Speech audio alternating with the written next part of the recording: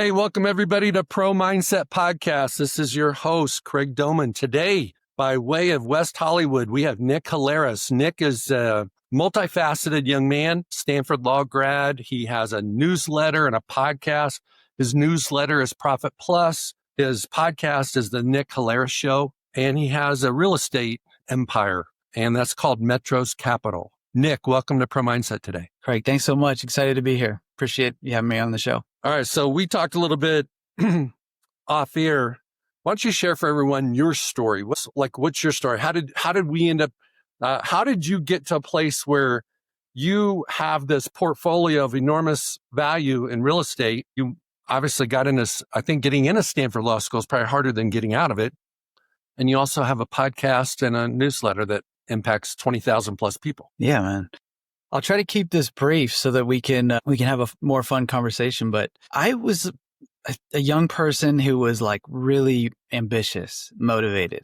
And the way that manifested for me was to like be a good student. Like I was like a, all-American student in high school and in college. And that's how I got into Stanford Law, is like just being a study freak and having really good discipline. I mean, people talk about like football 2-a-days. I was at the library like 3 hours twice a day. So I was doing my own version of that, completely different outlet, but same kind of discipline. And so I got really good grades. I got really good scores. And when I graduated law school, I was so infected. Like the baseline motivation for this activity or this work that I was putting in was, man, I wanted to be successful. I had fully bought into the American dream. I wanted to be rich. I wanted to have influence and power and all the stuff that our culture sort of feeds us. And so that's what I went after. I had a few jobs, odd jobs. I never actually practiced law, although I am a lawyer. Had a few odd jobs. I did some consulting.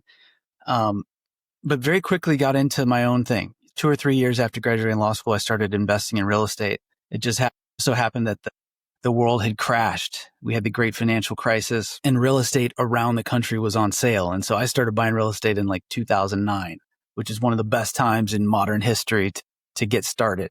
And so I had that advantage. And since 2009, I've been investing and developing. I've done everything from flip houses to buy foreclosed apartment buildings to build my own apartment buildings. And now I'm doing a sort of diversified range of things, including building high-end homes, own a portfolio of apartments across the country, and, have made a success of this entrepreneurial career. And so in some sense, sort of check the box of that younger version of myself. But along the way of that journey, right, like that's sort of the bio, right? If you go to my website or something, that's the bio. But the journey has been anything but smooth. And so I've had all kinds of difficult situations along the way, including, situations that involve me, completely destroying a company that I created because it was fatally flawed in the way it was put together. And I was in business with people that I wasn't aligned with. And that set me back.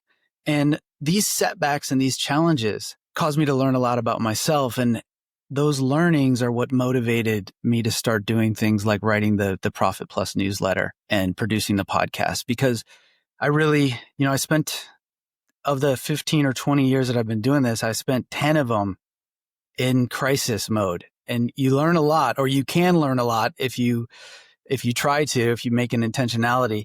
I learned a lot about myself and about the world, and I'm just trying to share it and try to steer people in the right direction. And so my newsletter is really about trying to encapsulate that. So the through line, I'm writing about a lot of different things, but the through line is like, how do you go about pursuing the American dream and success without compromising yourself along the way?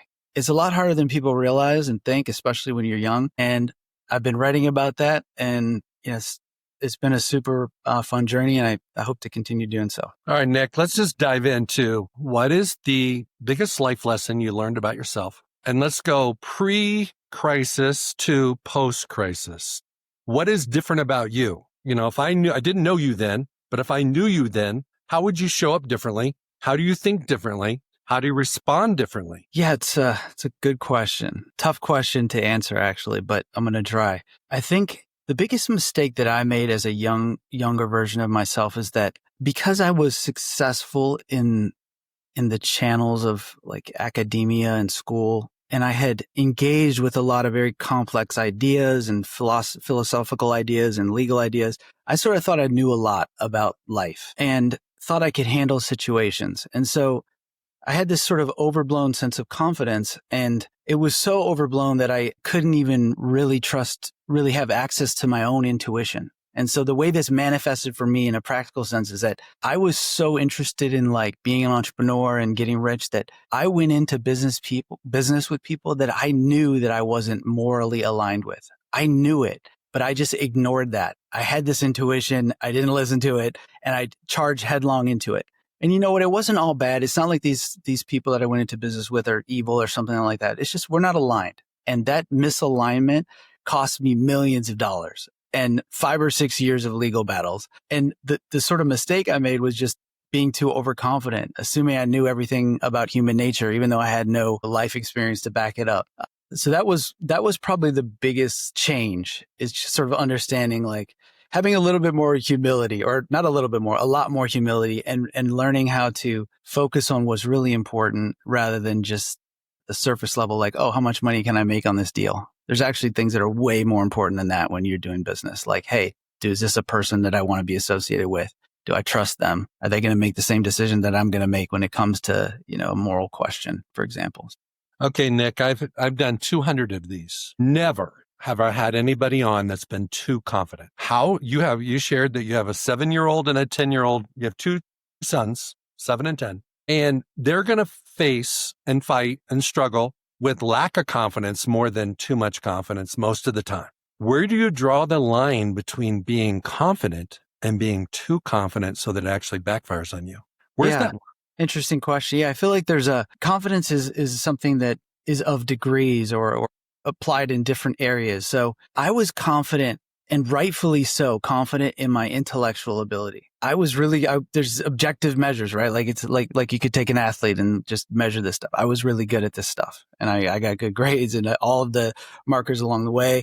I could handle myself in complex conversations on issues, but I assumed that gave me the right to be confident everywhere else where I had no experience. And so, the mistakes that I made were mistakes that are not really intellectual. It's more emotional. It's about gut instinct. It's about intuition. It's about having an appropriate relationship with my moral compass. And so that's a mistake I made. So I think confidence is a tricky subject because if you're engaging in an athletic competition or a fight, I love martial arts. If you're engaging in that, like, man, you better be confident, because if you're not, it's going to end really badly for you. But I think if I had to give advice, it's about earning the right to be confident in the areas that you need to be. And so there's different ways of doing that. So with sports or athletic stuff or fighting, it's about putting in the work. With school, it's about putting in the work. And with human nature, it's about really getting to know yourself and really listening to yourself and having that sort of internal dialogue at a sophisticated level, so that like you meet someone, you say, you know what, that person is not right for me. You have to be able to make that judgment at some point. Okay, so I've drawn a line of demarcation between belief and confidence. A lot of coaches, a lot of people just use them interchangeable. And I believe that belief is something that is only about you. It's self-belief. It's something that you have to choose every single day. And it's a 100% all in or not. And if you're anything less than 100, you're going to have problems, because if you don't believe in yourself, you set the limits for everyone else to believe in you. So if you walk into a boardroom, a locker room, it doesn't matter which room it is, and you don't believe in yourself, they are not going to believe in you, and they won't even know why. But confidence is about what we do. It's about our skills. And the only way that you can have confidence is through reps. So like, for example, all these rookie quarterbacks in the NFL, JJ McCarthy had a really good second half of his first game. Not so good first half of his first game. We don't know who he is yet. He hasn't gotten enough reps. And so what I'm sensing, and I may be totally wrong, is that on intellectual topics and business, you had a lot of reps. They might have been academic reps, but those reps were very transferable to the real world. But on the moral side, ethics and things like that, you didn't have reps. You're not put in uncompromising situations typically in school, unless it's an essay or some type of fact pattern in law school. And it's never about you. It's always about somebody else. And when you find yourself in the real world in that conundrum where, holy smokes, how do I do this? If you're too confident, but you've never done the reps, you risk the the chance of being wrong. What are your thoughts on that? Yeah, I love that distinction. And I think it's totally right. I feel like the big questions like the ones that I faced are ones that you almost never have to deal with as a young person. I'm sure there are people that have, but the way I grew up, is just not. But what that causes for most people, and I don't think my story is actually really all that unique in a way, because I feel like if you were to survey the startup landscape or the real estate landscape, the majority of businesses that are started by young people get broken up. Like that's the more common story, right? Like even wildly successful businesses, right? Like Facebook, take for example. Facebook has a really nasty start to it, involving, people who owned pieces of it, who ended up having to sue to get their pieces of it back, and intellectual property theft. Like this is what happens when young people engage in these types of activities, because you're naive. You don't really know. You haven't seen enough of human nature. Especially if you kind of go through these like safe tracks that I grew up in. Obviously, America is not the same for everyone, but the tracks I grew up in are, good schools and good family. And, you just don't see people lying and cheating and fighting over money and, doing things that cause businesses to break apart. So yeah, you don't get any reps and you charge forward trying to get rich as fast as possible, which maybe is not the message our culture needs to be sending young people, that it's okay to take your time, because you'll learn, you'll end up in a better place at the end of the day, instead of like a lot of people. The super dark side of this American trend is that, man, people end up in jail. Look at these like crypto people, man, they're in jail for the rest of their adult life. Maybe they'll get out when they're older. Maybe they get pardoned by Trump or something, but that's how you ruin your life, is when you really don't have a sense of what you believe in. And then you start dealing with big dollars, and then holy crap, next thing you know, you're on the front page of the news. So it's a dangerous game. Okay. So let's shift this to, how do you model that for your kids? How do you teach it? How do you how do you share in your newsletter to people about this topic? Yeah. I've been trying to distill this down more and more. Now, I've been writing it for 5 years. I can't believe it, actually. I've written so many words about this topic. And so I've actually gotten some framework, finally. It's maybe like a page long, but I'll try to summarize it. I'll answer the second question first, and then let's talk about the kids. I feel like the challenge to answer the question, how do you build wealth in American society without compromising yourself along the way? I think it comes down to a number of just like 4 or 5 core principles. The first one is, and this is something that I feel like a lot of the young people that you've interviewed that ended up playing football and maybe not having the career that they wanted to, they learned this the hard way, which is that you really, to make it in this society, you want to position yourself as an owner. Capitalism is fundamentally biased towards owners, and you can make fantastic fortunes working for other people, but man, that's a risky game, and it doesn't work more often than it does work. And so one of the things I've been trying to do with the newsletter is show people all the different ways to become an owner, right? You can start your own business. You can buy a business. You can invest in real estate. You can work for a startup, and rather than earn a salary, earn options and a salary. And so I'm trying to push young people and people of all ages really to like really think about how they're positioned in this economy, because the economy is not fair. It's fundamentally not fair, and it's completely biased towards owners. So step number 1 is be an owner. Step number 2 is you have to practice entrepreneurship no matter what you do. People in America, the entrepreneurial figure is essentially a hero-like figure in American mythology. And the beautiful thing about entrepreneurship is it can be practiced no matter where you go. It can be practiced as an NFL player, for example. And it comes down to a matter of core principles like taking extreme responsibility for everything. Blame anything on anybody. You're continuously proactive. You mind the details at extreme levels. You relentlessly follow up on things that need to be followed up on, and you do things that make a difference. And so you figure out like, okay, what is it really? What's important here? Do I need to get another sale, or do I need to get another touchdown? Whatever the thing that makes a difference is what you're focused on. So that's the entrepreneurial mindset. And then the other, switching gears to sort of the other side of the equation, like that's how you build wealth. Be an owner and be an entrepreneur. Whether you're an actual entrepreneur is besides the point. And then how do you do it without compromising your integrity? That's trickier, and it requires much more work, self-work. But the basic ideas there's two basic ideas. Number one is you need to contribute to your community or to your business or to your family more than you extract. And this is sort of the fundamental learning that I had as a young man going through the crisis points that I went through is you can't really live with integrity if you're violating that principle. So even in something like a relationship with your spouse, right? If you're just like take, like, man, that's going to end really badly for you. And the same is true in business and same is true of your team, right? Like if you're on the team and you're just like the guy who's just demanding everything from everyone and wanting all the credit and whatnot, like, man, that's not a leader. Eventually your team is going to turn against you. So that's one principle. And then the second principle is sort of what we were talking about at the beginning of the podcast, which is, man, you cannot mess with the dark side. Even if you think like I thought, like, man, I thought I was intellectually sophisticated. I could manage people. The dark side is dark and you need to stay away from it. And so there's obvious stuff like don't lie, cheat, steal, pay your taxes. And then there's hard stuff like don't be complicit in something that you don't believe in. Trust your intuition. Don't think you can compartmentalize. If your like teammate or your business partner is out doing crazy stuff at night, that's going to come back and come on you someday. And so you have to be aware of that. And so those are the four sort of big principles that I've been writing about. Yeah, maybe I'll stop there and then we can talk about the kids after that. Like, how am I going to model it for the kids? But what do you think? Number one, I love it. I've never heard someone summarize like the life of business in 2 minutes. But, being an owner is where it's at. That's why, like, let's just use the NFL.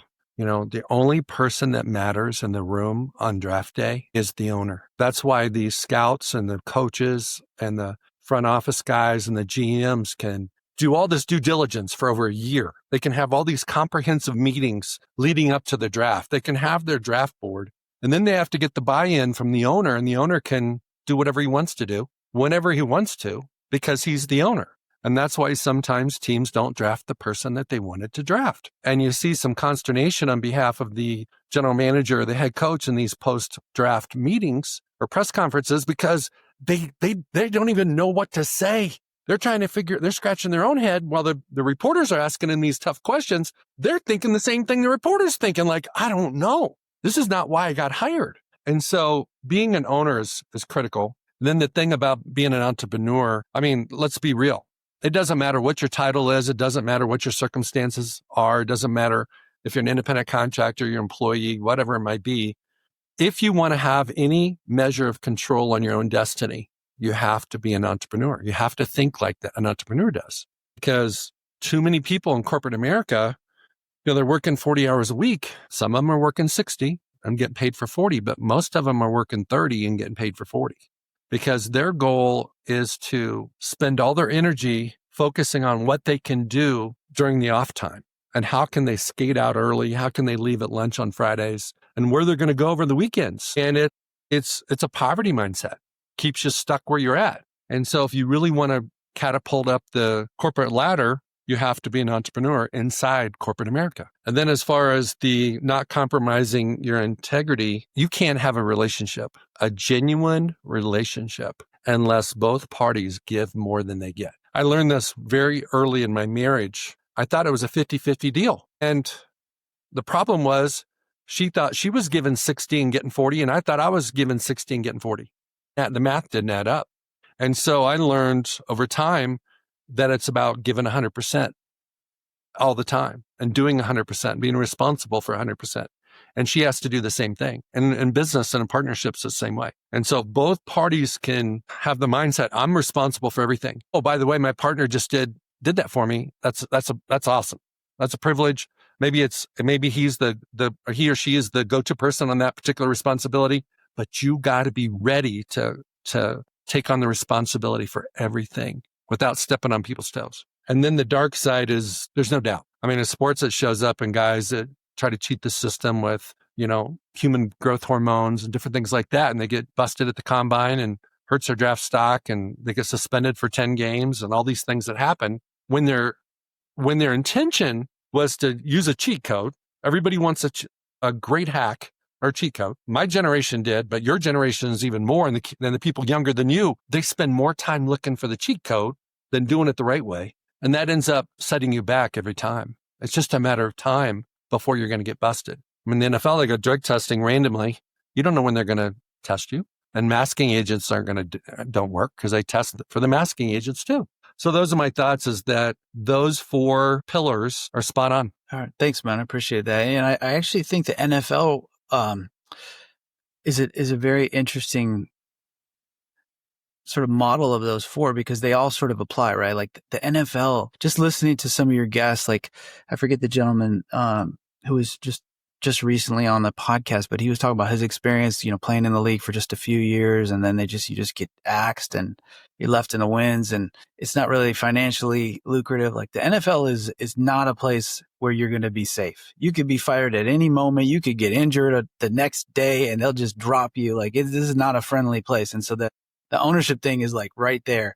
And then when you watch these elite players, the really good ones, the ones that are like leaders, and when they get interviewed, they're practicing all of the things that we were discussing around entrepreneurship and contributing more than you extract, even just in the way they answer their interview questions. So you see these quarterbacks or impact players, the good ones almost always talk about their teammates first, instead of like, oh yes, just taking all the praise for the win or for the play. And so you see it on display in good ways among these elite leaders. And yeah, the dark side is what it is. I mean, NFL, the incentive structure of the NFL is so scary. It probably incentivizes these young kids to take these crazy risks, but it's not worth it.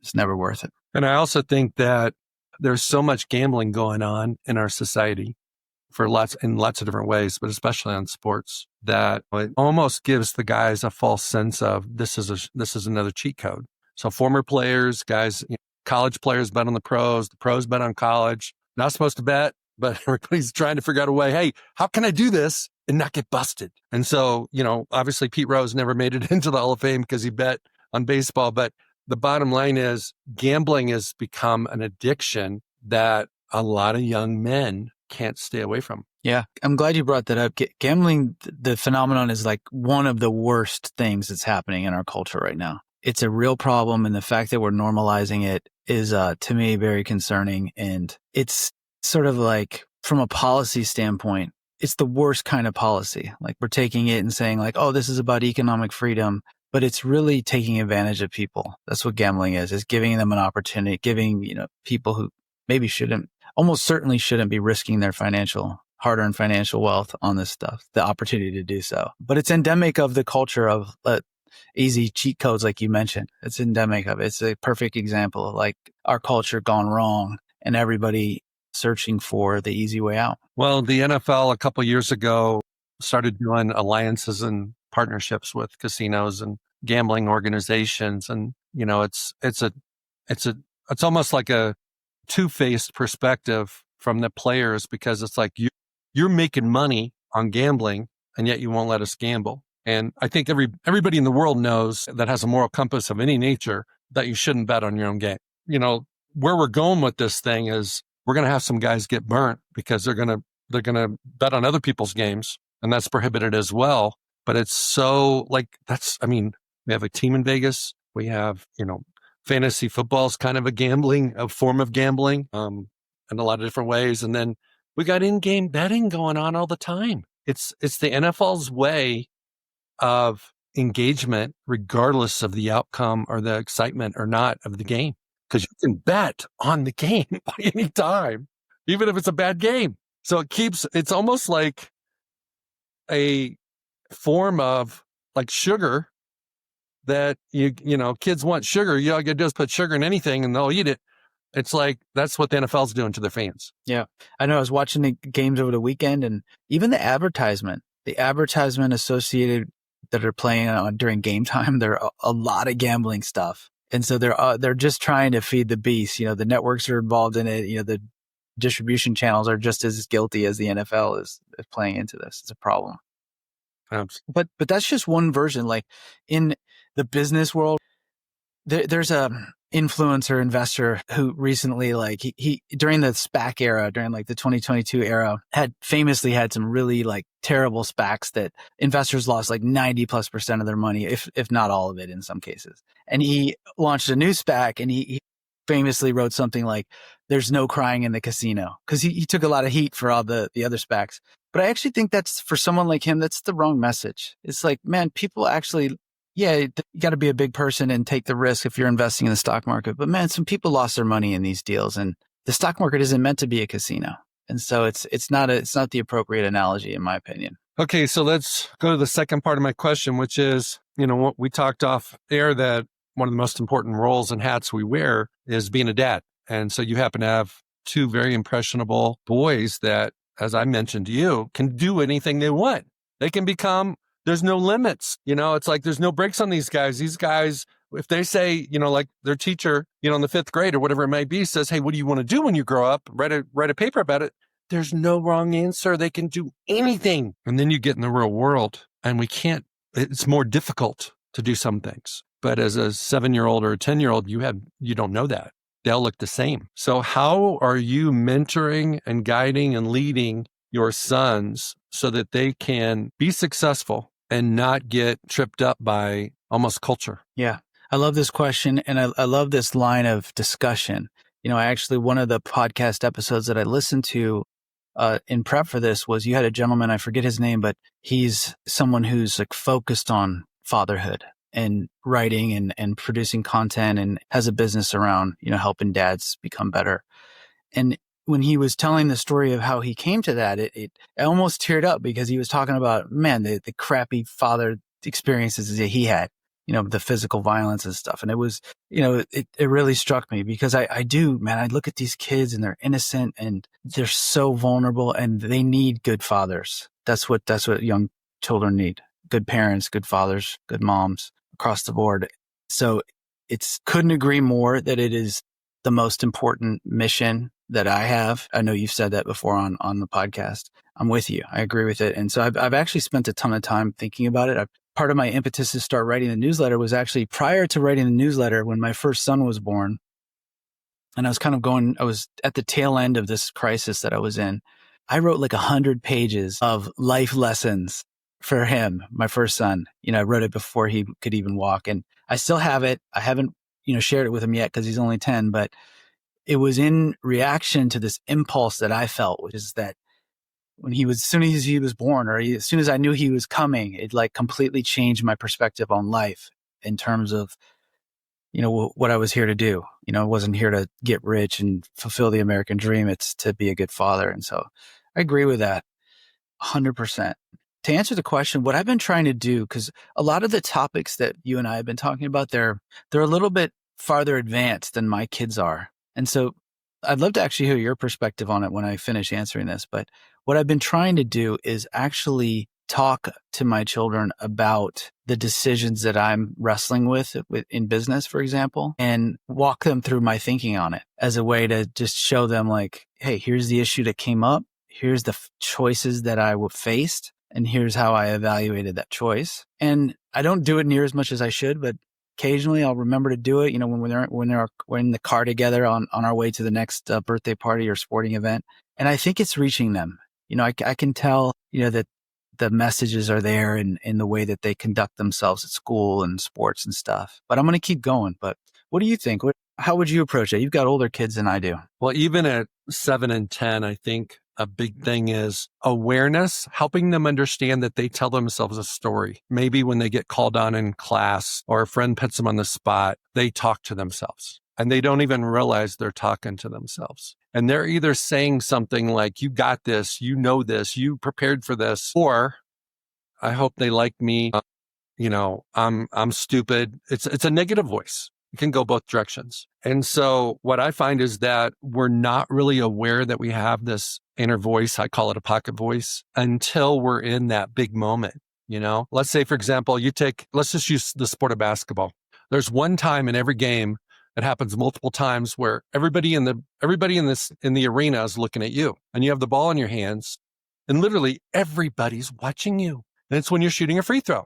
And so when you're shooting a free throw in the first quarter or first half, and the game's really not, it's 2-2 or something, it doesn't matter. So that pocket voice doesn't say anything to you. But if there's 2 minutes left and you're down 2, or let's say you're down 1, you got 2 shots and you make both, you might put yourself and your team in a position to win. That's when your pocket voice still whispers to you, but it whispers louder, and it tells you your true feelings about who you are more than what you do. So it attacks who you are, not the shooting of the free throw. And so just helping your sons be aware that they have this voice, it's very normal. And that if they don't like what it's saying to them, they can reprogram it. And that if they love what it's saying to them, keep doing it. And so that begs the question, how does your inner voice, how does that become negative? How does some people have it positive? And the same person could have moments where in social settings, it's negative. In academic settings, it's positive. So it's not just like, it's not like AM and PM, or AM and FM. AM's against me, FM's for me. It's not universally applied to every situation you're in, but it's either one or the other, AM or FM. So what are your thoughts on that? I agree with that completely just from my own experience. I was actually something as an athlete that I struggled with was that I had a really negative inner voice when I was a younger person. And even actually into adulthood. And only recently, this is part of the slow maturation process of a male. It takes a long time for a male to figure it out. Only recently has the character of that inner voice really turned in a positive direction. There's almost no situation that I go in life where that nasty version that I experienced as a young person comes out and made me feel nervous or made me feel like I'm not good enough or something. But yeah, I don't know if you've seen this kids movie, but there's a phenomenal kids movie called Inside Out 2 that's about this exact subject. The writers of it absolutely nailed it because the character essentially is like a young kid, 10, turning into, going into their teenage, so going through puberty in the story. And inside her brain, the story is about actually the characters in her brain, so the different emotions. And the emotions turn against her and develop a new automatic thought. It goes from life is beautiful to I'm not good enough. And the movie is about her reckoning with the emergence of this new voice, this new inner voice, that's default mode is I'm not good enough, which I personally, I've felt that to the core myself. I went through that exact experience. And yeah, I think it's super common. My experience is super common. My wife actually presents a counter argument. I don't know what was different about her upbringing, but I don't think she's ever felt that. She just she's got alligator blood. She's never nervous. She always thinks she's going to win. It doesn't matter what game she's playing. She thinks she's going to win. And she has this incredible tight connection between, like you mentioned earlier, the belief and the confidence. And so I've watched my own sons kind of grow up. They're still on the young age, but I can tell that my oldest son, he may have inherited inherited via DNA or from being around his mom and I think he inherited his mom's version of it because when he steps on the court, he's just there doesn't seem to be any nerves in him. And the younger one, I'm not sure yet. He's still only 7, but it's a fascinating subject for sure. Well, one of the things to be aware of as a dad is when you see that shift, because a lot of times, especially in sports, or sometimes kids are just bigger, faster, stronger, just genetically. They run into a little bit of a brick wall and they don't see themselves the same way they saw themselves. And I did this. My son that made it to the NFL was always a step ahead of most of the kids his age. So, of course, being a dad, I'm like, we got to move him up. So we moved him up and put him on an older basketball team. And out of 9 players, he was number 9. And I can remember my wife and I both laugh about it. We drove an hour one way to watch him sit on the bench and not play. And by the end of the season, he was number 5 and he started in number 9. But here's what happened. He was an offensive-minded player before that season.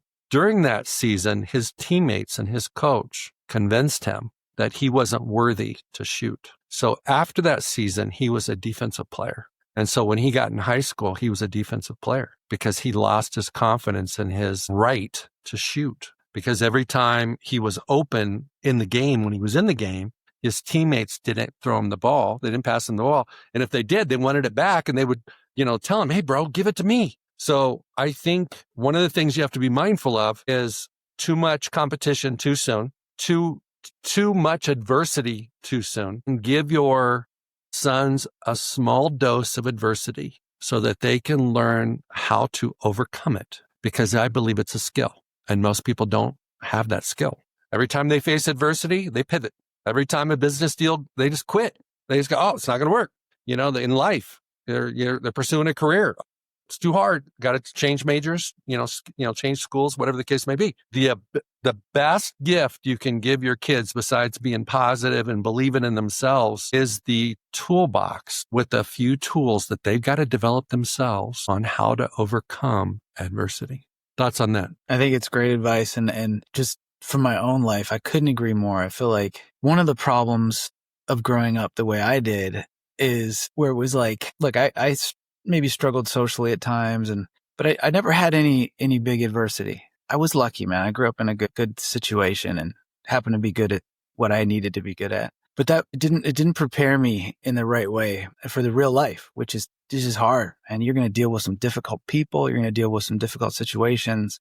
You're going to deal with things that are completely out of your control, that can be terrifying and can be devastating, can crush you, make you like really question everything. And the sooner you learn how to engage with that kind of emotion, that kind of energy, the better. And so I agree with it. And one of the things I was just doing with my kids, I didn't actually do this until I was in my late 20s, is I started doing martial arts. And I feel like that is a very interesting, discrete simulation of what you kind of describe what happened with your son, which is that every single class, the kids go up and spar against somebody else and they lose a lot. And I've actually watched them kind of process it. And I actually think it's helping them in the exact way that you and I are discussing now, which is like, okay, they got these emerging egos, which are comparing with each other, like you mentioned earlier, like everyone's comparing, and then they get submitted or they get dominated in jiu-jitsu. Like that's a different experience. And I actually never had that experience until it was literally late 20s. And I actually think I would have been better off had it happened to me in high school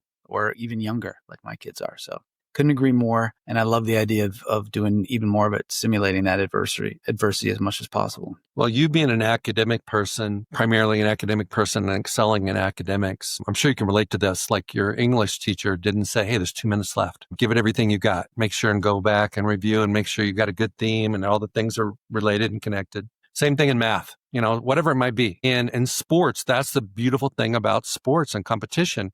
Is coaches sticking his foot up here, to say, let's go, let's time, it's go time. And so I think kids need a mixture of this academic arena and this competition arena. Doesn't have to be sports. It can be musical theater, it can be, chess club, it can be anything. And where there is a winner and a loser, most teachers, they make an exam that's too tough and no one gets above, 75%. What do? Oh, we're going to grade it on a curve. Okay, everybody got 75%. You guys got A's. So now everybody gets A's and B's. When everybody got C's and D's. Guess what happens in sports? If you stink, you stink. If you're running a track meet and, hey, you're running against the wind half the time, but let's just say it's a cross, it's throwing everybody off, and everybody's times are horrible. They do not change the times. They are what they are. Like that, man. My kids are fully in the participation trophy era of competitive sports. And my wife and I have actually been actively working to undo any of that programming, because it's crazy. The environment that exists, at least out here in Los Angeles, but I think it's nationwide. I mean,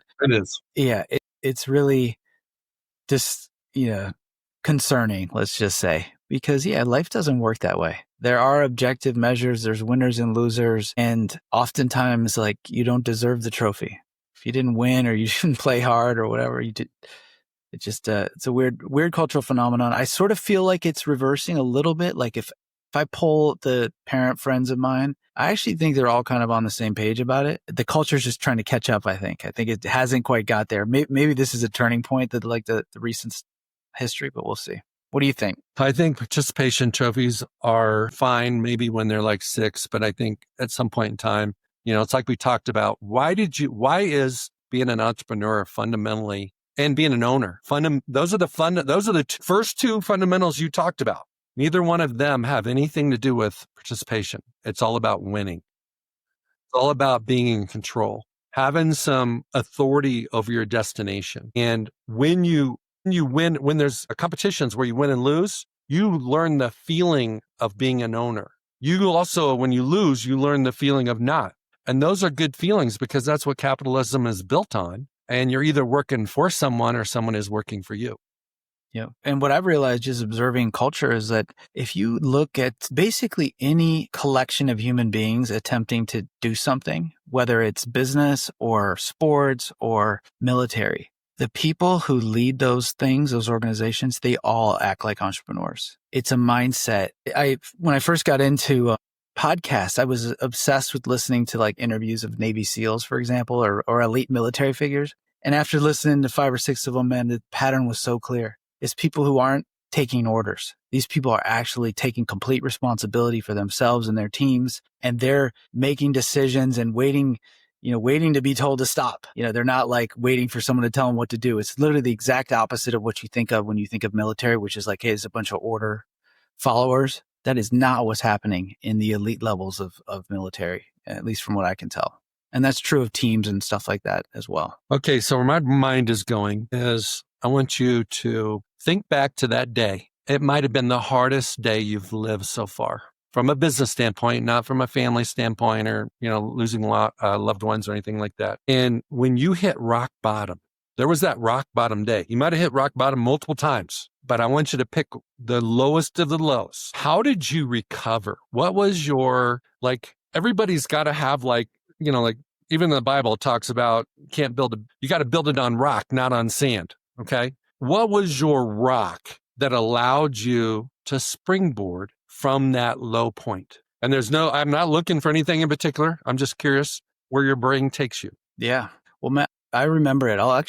This is something I could never forget. It was my oldest son's first birthday. And so it was a Friday, and I was really looking forward to taking him there's this local restaurant we used to always go to, and all the people who worked there knew him, and we used to sit at the bar we had this seat that you could screw in, and they always like make pizza for him and stuff like that. I guess at that time he probably wasn't eating pizza yet, but I was looking forward to that and trying to get through the week. And at this point in my life, I was already kind of in a mess. I was in the process of breaking up my first company because of a partnership dispute and in multiple lawsuits. And I had investors who were very nervous, some of them, downright angry. And there was a possibility that they might get involved in these lawsuits because they had all this money to lose. And so it's this crazy situation. And right around lunchtime, there was a knock at the door. And just to add insult to injury, these investigators showed up. These criminal investigators showed up to investigate. They were in the middle of investigating me for a crime. Now, this is a crime that I didn't commit, but it was involving the business that we're talking about. And it really rocked my world, man. I have a 1-year-old son, and never in the younger version of myself would I ever think, man, I'm going to be investigated. Just to be investigated for a crime is to me, the ultimate mistake. Thankfully, that all worked itself out. I was able to clear my name of any of it, but talk about low, sitting there with my son at his birthday, worrying about whether I'm going to have to testify in court, in a criminal court of all things. And meanwhile, I got this lawsuit and all these financial concerns. And so I'm sitting there, I have this noble intention. This is when I was writing all those pages to my kids about what life is supposed to be like. And what got me through, honestly, was fortunately along the way, I had developed some really good habits. The 2 main ones being, I woke up early and I journaled. I read deeply and I journaled. And in the process of this, following my curiosity, I came across the exact sort of philosophical and spiritual material that I needed to make it through that. And so literally a few months prior to that day, I had come across these mystical teacher who actually taught at Berkeley. His name is Eknath Easwaran. And I devoured a bunch of his books. And one of Easwaran's teachings was about the importance of orienting your life around making a contribution for the greater good. And so in that moment, when myself and my ego was under full attack, everything I ever believed about myself was under attack, I was able to grab onto this spiritual principle, which is that, man, the true good life is the one where you can live for others. I grabbed onto that for dear life. And that got me through. That got me through and has led me down a totally different path in life and has motivated my writing and podcasting and even, my business today. My business is completely different today because of my discovery of this idea and my embracing it. And the crisis is what brought it. That is really your principle number 3 of your framework. That's the basis of that is, doing things for others, giving more than you're getting, all those types of things. We talked about at the beginning, the importance for men or the impact for men of having kids. Why don't you share for everyone how having kids has changed your perspective and has changed your life? Yeah, completely changed it. I've written a lot about in my journal, how the kids actually sort of saved me in a way, because I was down this path where I was just pursuing my own success and not really thinking that much about other people. And I think that's actually common for men in particular. I think females actually come equipped with a little bit more of a brain around their connection with other people. And so it's not like I was outwardly some like selfish person and I didn't know how to be a friend. It's not that. It's sort of like a blindness or an unconsciousness about the way that you show up in the world and the way that you impact other people, what you say, what you don't say. Do you offer support? Do you listen? Do you actually listen to other people? Those kinds of things. It shows up in these subtle ways, but they're actually really important. And so the kids, for me, were like a massive wake up call to really embody a different kind of being. And I feel like I say this all the time to my dad friends for sure, man. I feel like I would have never become, a man had I not had children. They really just shocked, woke me up and made me think about life in a completely different way. And when I encountered these spiritual principles, like I had encountered those principles before. Like if you pick up any religious text, any philosophical text or moral philosophy text is right there. But when you have children, you actually feel it. You're like, okay, now I know what that means. Like when you have a kid, you have this instinct, this genetic instinct to do whatever you can to support them. And so that for me provided the physical, emotional connection with that idea, which before was just an idea, but then I felt it. I'm like, man, now I know what that feels. And so really it enabled me to work my way out of this crisis without losing touch with myself and made me a better man, 1,000%. Okay, let's go back to your framework. And this is my final question. You've been wonderful, by the way. A lot of fun. Thank you. A lot of fun, very very intellectually stimulating to have this conversation today. It may be in your 4 core principles, but it may be maybe a subtitle. If there's someone out there right now that's stuck, they're in a situation where they can't see the light at the end of the tunnel. They can't see the end, the treasure at the end of the rainbow. They don't have the vision. Vision is critical for business. Vision is critical for success, sports and business both, and life. If somebody is like, they've got blinders on, they can't see it. What is your antidote for helping somebody get some inertia, get some movement going to the next best first step? Yeah, I love this question. It's one I've actually thought a ton about, because one of the interesting things that's happened to me over my life is that for whatever reason, people have always reached out to me. People in that situation. I can't tell you, like not a month goes by where somebody in my life doesn't reach out to me with sort of that exact question.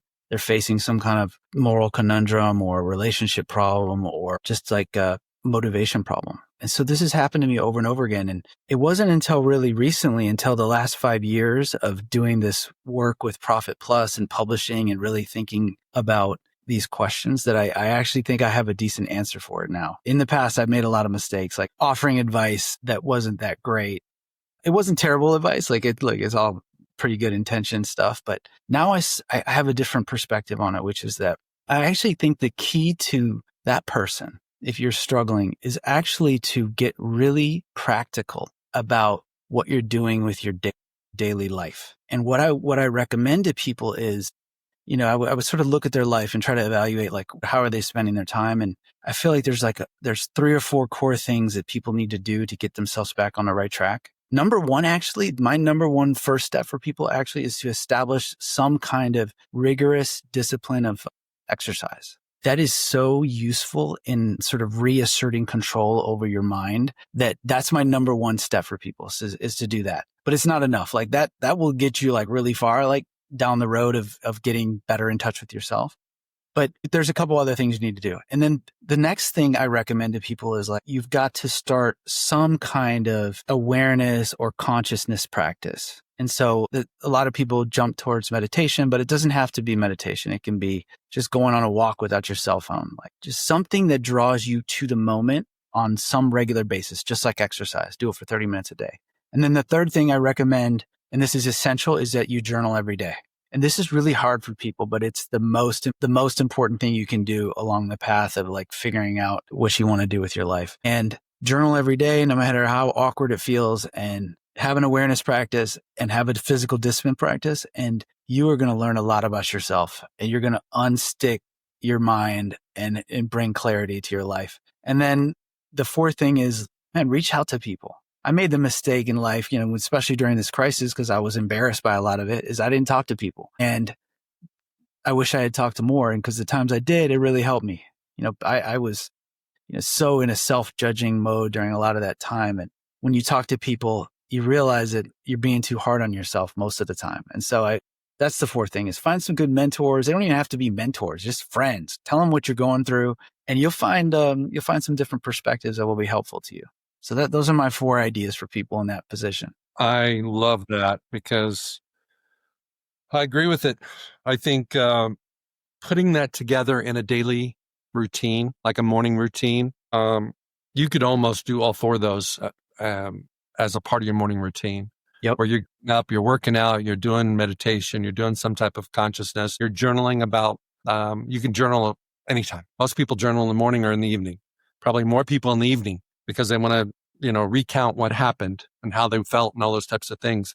But I think that if you get up every day and you look at your cell phone and you start getting into social media or emails or text, you've lost that day. You've lost control of your day. I've done it many times. But if you get up and you have a plan of what you're going to do for self-care, whether that's physical exercise, whatever it is, you can do quiet time, prayer time, you can do meditation, you can do cold plunging, you can do a lot of different things, but you got to do something, and you got to be consistent about it, intentional about it. And it's almost like it's mirrors saving money. If you don't keep the first nickel, the first dime of every dollar you make, at the end, you have no money. At the end of every day, if you don't take the first hour of your day for you, you lose your day. You have nothing at the end of the day. Because all you do, at least my experience, is I'm a really good firefighter. I just put out fires all day. I solve other people's problems. I put other people's situations as a higher priority than mine, because it's right here in front of me. Or if I take that first hour, sometimes I take 2. I am in control of my day. And when I'm in control of my day, I'm in control of my life. Well said, man. I couldn't agree more. Like the morning routine is sacred time. Everyone should prioritize it. I have a crazy schedule. I get up at 3:30, and I do almost from 3:30 to 7 a.m. is my morning routine. I do all of those things in that time period and more, because it's a long time, but it sets me up for success. And one of the things that, like I experienced early in my career, is that our sort of system, our culture, is designed to sort of trap you into being that firefighter. And so even the academic system where I was really successful, the end goal of that academic system is for you to be an order taker at a corporation or a law firm. It's not for you to be an entrepreneur. And that's one of the bugs or the features, depending how you look at it, of capitalism, is that there's this incredible incentive system of capitalism for owners to kind of remain owners and everyone else not. And so that's why that exists in our society. And what I really have been trying to do with my, mentorship of other people and with the newsletter is just try to wake people up to that.